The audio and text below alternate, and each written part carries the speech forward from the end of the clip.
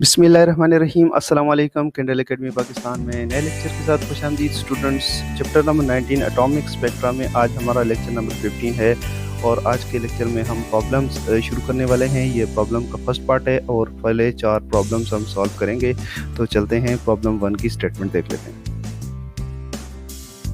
Problem number 19.1 find the shortest wavelength photon emitted in Lyman series of hydrogen atom. Problem number 19.1 है find the shortest wavelength for photon emitted in Lyman series of hydrogen atom. Students, अगर आपने example solve किए हैं तो ये वाले problem solve करना कोई मसला नहीं है। ये बिल्कुल उसी तरह के ही प्रॉब्लम्स हैं जो एग्जांपल्स में हम सॉल्व कर चुके हैं लास्ट लेक्चर में। तो सबसे पहले आप देखें कि लेमन सीरीज़ जो हैं वो कौन सी हैं। तो ये आपने याद रखना है, LB PBP ये 5 हैं। तो ये इनमें लेमन फर्स्ट, बाल्मर 2, पास्चन 3 और ब्रैकेट 4 और फंड सीरीज़ 5 हैं। यानी अगर इलेक्ट्रॉन जो है ये अगर एनर्जी लेवल हो और जहाँ पे इलेक्ट्रॉन टर्मिनेट होता हो बाहर से आके 1 पे अगर आके टर्मिनेट हो, ये 1 है, 2 है, 3 है, 4 है, 5 है। अगर 1 पे ऊपर इलेक्ट्रॉन टर्मिनेट हो तो कौन सी सीरीज़ एमिट होंगी? Balmer series. 2 पे टर्मिनेट हो तो कौन सी होगी? 1 पे लेमन सीरीज़, 2 पे बाल्मर और 3 पे क्या होंगी? 3 पे पास्चन और 4 पे ब्रैकेट और 5 पे टर्मिनेट हो तो कौन सी होंगी? फंड सीरीज़ होंगी। अभी हमसे पूछा हुआ है लेमन सीरीज़, तो लेमन सीरीज़ फर्स्ट सीरीज़ है जो अल्ट्रावायलेट रीजन में आती है। तो पहले ऑर्बिट के अंदर इलेक्ट्रॉन टर्मिनेट हो बाहर से आके, तो शॉर्टेस्ट वेवलेंथ हमने फाइंड करनी है। तो शॉर्टेस्ट वेवलेंथ का मतलब ये है कि इलेक्ट्रॉन बहुत दूर से आ रहा है। कितनी दूर से आ रहा है? बस वो फिर समझ लें कि फ्री इलेक्ट्रॉन ही फॉल कर रहा है और डायरेक्टली जंप कर रहा है, फर्स्ट ऑर्बिट के अंदर आ रहा है।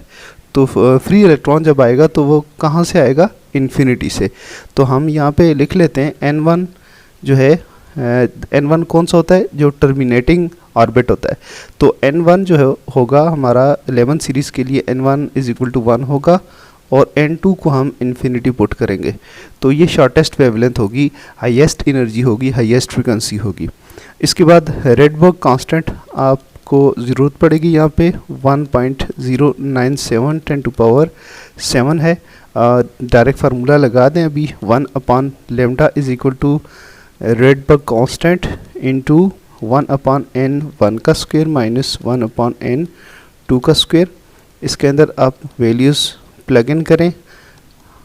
रेडबर्ग कांस्टेंट को ऐसे छोड़ देते हैं फ़िलहाल और 1/1 का स्क्वायर 1 होगा और 1/∞ तो इसका क्या होगा? 1/λ is equal to Rydberg constant. क्योंकि 1/∞ 0 होता है, 1/1 होता है, तो 1/λ रेडबर्ग कांस्टेंट के बराबर होगा। और लैम्डा किसके बराबर होगा? इसको रिवर्स करेंगे, इन्वर्ट करेंगे तो ये हमारे पास आ जाएगा 1/ रेडबर्ग कांस्टेंट। वैल्यू इसके अंदर प्लग इन करेंगे तो 1/1097 10⁻⁷ है। ठीक है, इसको अगर आप सॉल्व करते हैं तो ये बनेगा 0.911244 10⁻⁷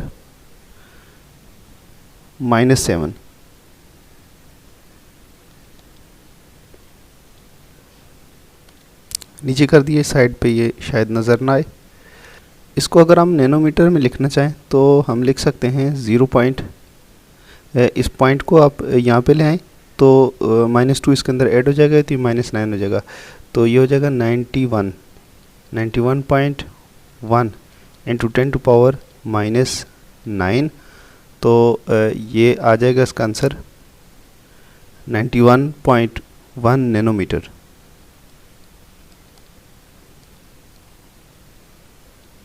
ये आंसर है।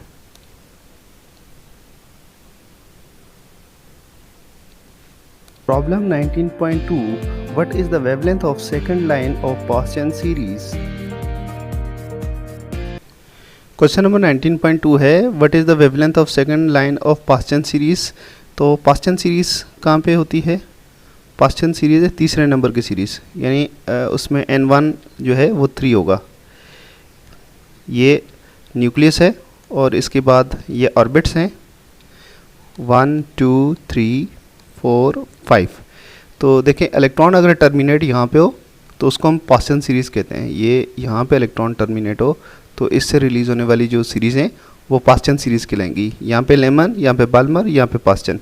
तो ये इंफ्रारेड रीजन में है, ये अल्ट्रावायलेट में है, ये विजिबल रीजन में, और यहाँ पे टर्मिनेट हो तो वो इंफ्रारेड रीजन में चला जाता है। बहरहाल इसकी सेकंड लाइन कहाँ पे होगी? इसकी फर्स्ट लाइन तो ये है, पास्चन सीरीज़ की फर्स्ट लाइन होगी 4 से 3 की तरफ, यानी जहाँ पे n1 3 हो और n2 4 हो तो ये फर्स्ट लाइन है। और जहाँ पे n1 तो 3 हो लेकिन n2 क्या हो 5 हो तो ये होगी कौन सी सीरीज़ से, ये कौन सी लाइन होगी? पास्चन सीरीज़ की सेकंड लाइन होगी। तो हमसे यही पूछा गया है, तो हम यहाँ पे पुट करेंगे क्या? n1 हमारे पास क्या है? n1 इज इक्वल टू 3, क्योंकि पास्चन सीरीज़ है तो 3 पे टर्मिनेट होने वाली इलेक्ट्रॉन जो हैं वो पास्चन सीरीज़ रिलीज़ करेंगे। कहाँ से आ रहा है electron? n2 is equal to 5 से आ रहा है, n2 is equal to 5। Rydberg constant RH is equal to 1.097 10⁻⁷। Formula 1 upon lambda is equal to 1 upon n, यहाँ पे रेडबर्ग कांस्टेंट 1 अपॉन n 1 का स्क्वायर माइनस 1 अपॉन n 2 का square. Put करें 1 upon lambda is equal to RH। 1 upon n1 यहाँ पे है 3 तो 1 upon 9 हो जाएगा, और n2 क्या है 5 तो 1 अपॉन 25 हो जाएगा। इसको आप अगर कैलकुलेटर में सॉल्व करेंगे तो ये हो जाएगा 1 upon lambda is equal to RH multiplied by 0.071।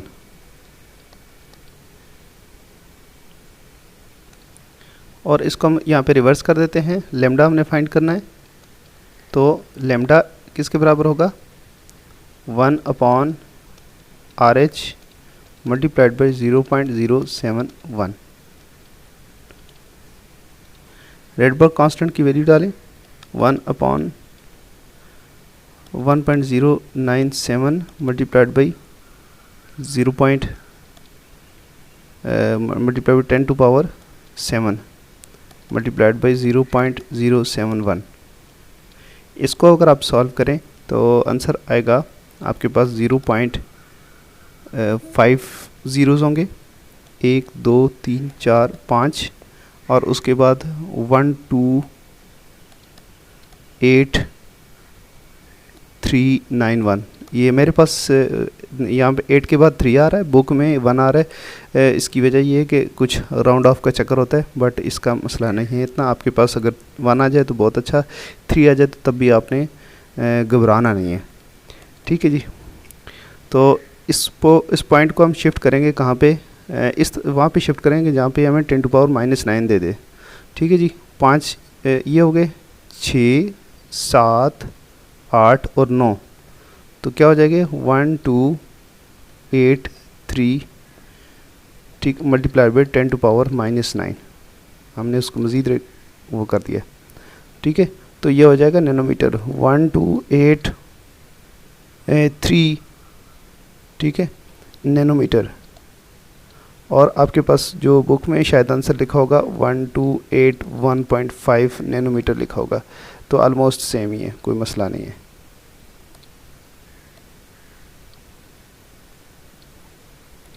Next question, problem 19.3, calculate the longest wavelength of radiation for Paschen series. Next question बिल्कुल सिमिलर है। 19.3, calculate the longest wavelength of radiation for Paschen series. Paschen series के लिए हमने longest wavelength find करनी है जी। Longest wavelength कहाँ पे होगी? 1 2 3। पहली बात तो ये कि इलेक्ट्रॉन यहाँ पे आएगा, ठीक है। लॉन्गेस्ट वेवलेंथ ये होगी, जो पहली लाइन होती है वो लॉन्गेस्ट वेवलेंथ होती है, ये इसका पूछा हुआ है, ठीक है, क्योंकि यहाँ पे जो 3 है और 4, 3 और 4 का जो डिफरेंस है वो सबसे कम है। उसके बाद 5 और 3 का डिफरेंस, एनर्जी का ज़्यादा डिफरेंस है, तो ज़्यादा एनर्जी की वेवलेंथ रिलीज़ होगी, ज़्यादा एनर्जी की रेडिएशन आएगी।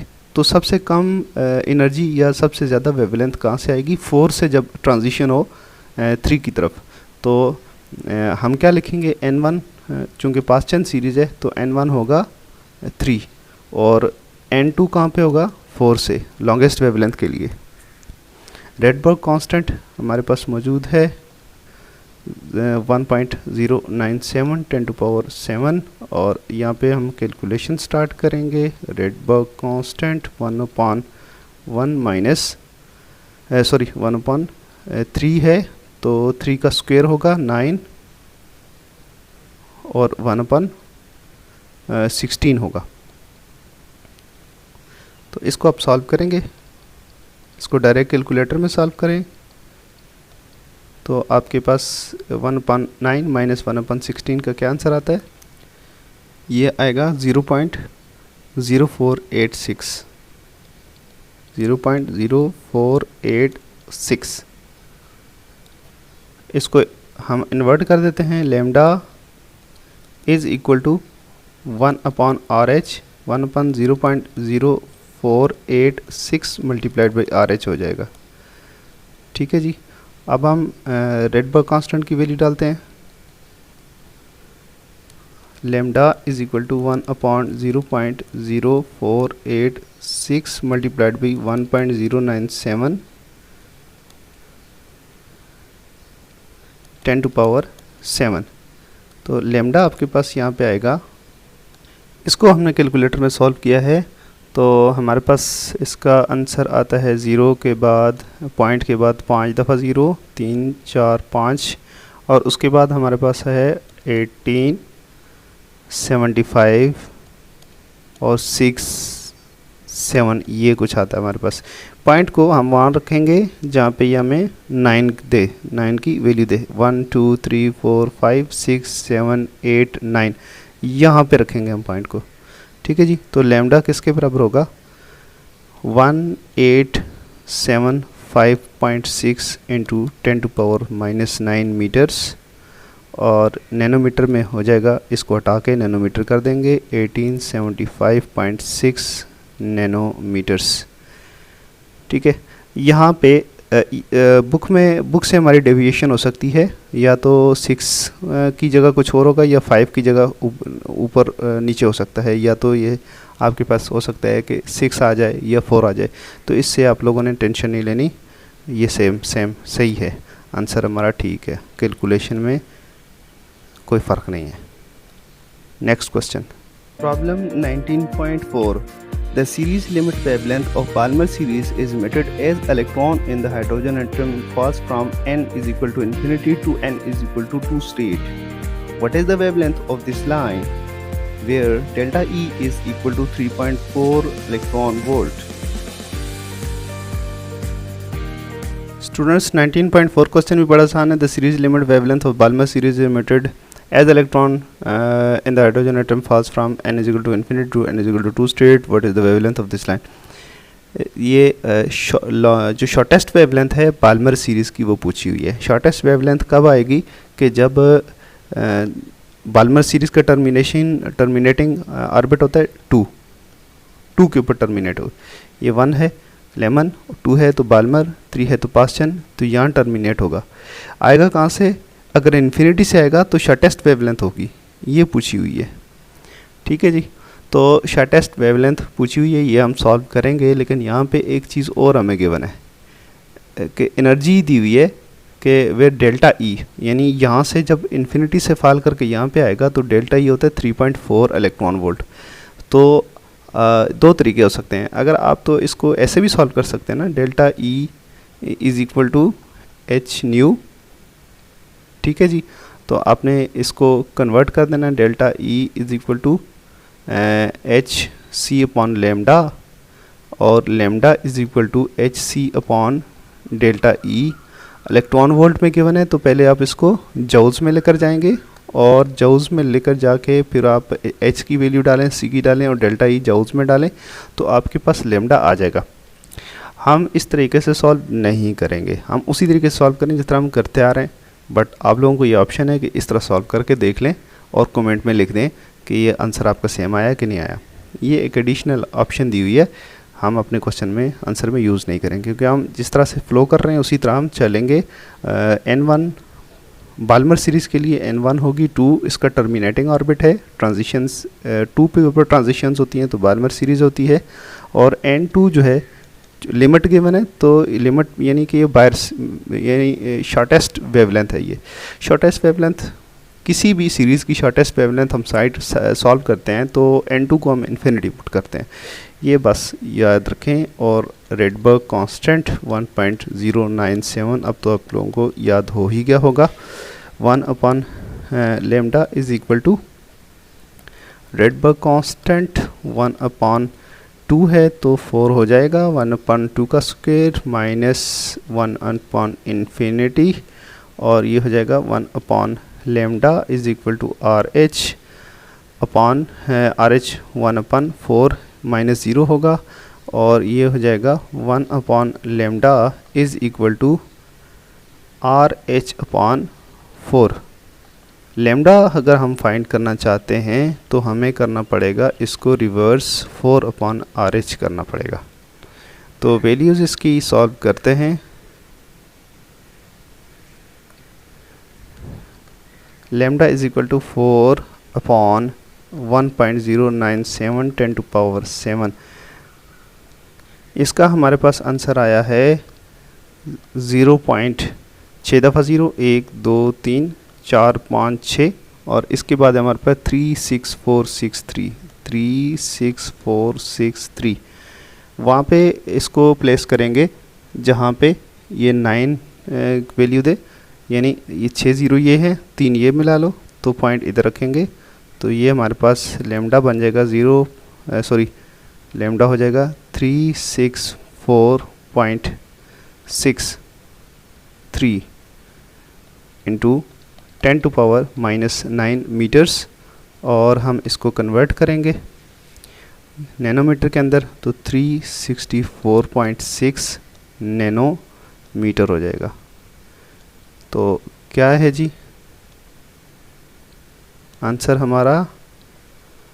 Shortest wavelength of Balmer series जो आपको नज़र आएगी ये क्या होगी 364.6 नैनोमीटर की वेवलेंथ होगी, ये आपको नज़र आएगी और इसके बाद वाली लाइन आपको कभी नज़र नहीं आ सकती।